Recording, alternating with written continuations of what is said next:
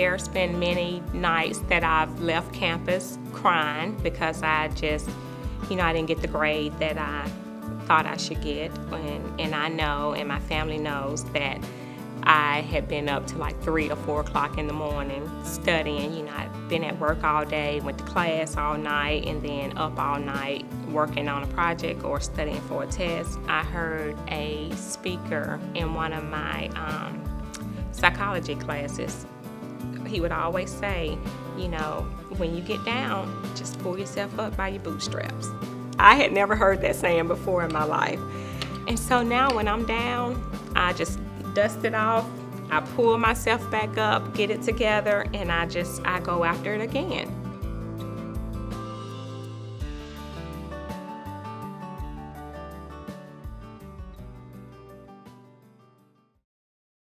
As a child growing up on the north side of Birmingham, Alabama, Cassandra Greer displayed tenacious courage in taking on the responsibility she faced during difficult times. My mother and father, they divorced when I was in the 5th grade, and that just added a little bit more responsibilities onto my life. My mother would always tell me if anything happened to them to make sure that I keep the family together. So that was my job, to make sure that I took care of the family if anything ever happened to my mother. So fast forward a little bit to my high school years.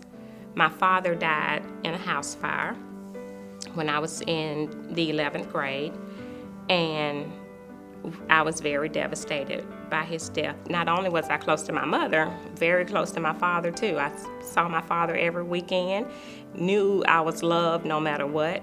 There was no doubt that we were loved by them. Cassandra would be tested again when her mother became ill and was unable to continue working.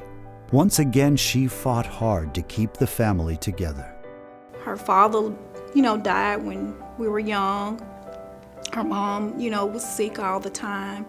And everything was on her. And I watched her. She still carried on schoolwork. We were cheerleaders in high school. No matter what odds that was against her, Cassandra kept it going.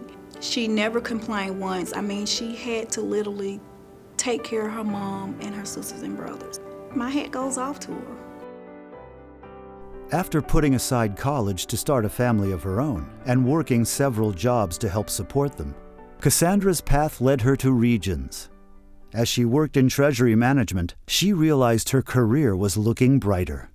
Treasury management basically is a team of sales reps and analysts basically that go out and we talk to commercial clients, whether they're small commercial clients or larger commercial clients, and we help them with their cash flow needs. The analysts are really the backbone of the group in terms of once something is sold, they are responsible for getting it implemented. I have a dual position because not only am I an analyst, I also manage all the analysts in the central region, which I love to do. I love having a dual position because there's never a dull moment in what I do. There's never a dull moment in one part of my job, but definitely having both positions makes it even more interesting. The analysts that report to me are being trained to be Treasury management officers. Looking back, Cassandra was not only helping me know how to do things accurately and get things done, she was taking the extra step. She was asking the extra questions. She was going the extra mile. She was figuring out the why, the how, how can this be prevented next time? And I can tell you the accounts that we're doing. So we're transferring $189,000. Cassandra is one of few that get what we're trying to accomplish in terms of dealing and supporting a client. Regardless of the issue, regardless of how much time it takes to resolve the issue, she's going to be there until it's resolved in a quality way, and also ensuring that our customer is pleased with the resolution. The biggest thing that I found with our clients is they want to know that you care about their business because they're running multi-million-dollar, billion-dollar companies, and they want strong professionals managing their cash flow.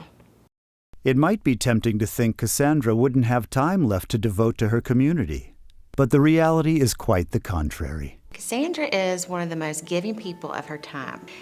Whether it's a community project or it's hosting a reception, anything we do, she wants to volunteer. And if I get too busy and I forget to offer that to her, she hunts me down and makes sure that she gets on the list. We were working with some of the women at Pathways who are women who are underemployed and looking for employment. And they wanted a speaker to come and join the women and talk to them about their own story and some of the struggles that they had. And thinking through who the perfect person would be, Cassandra immediately popped to mind. So I reached out to her and asked her, and she was happy to come.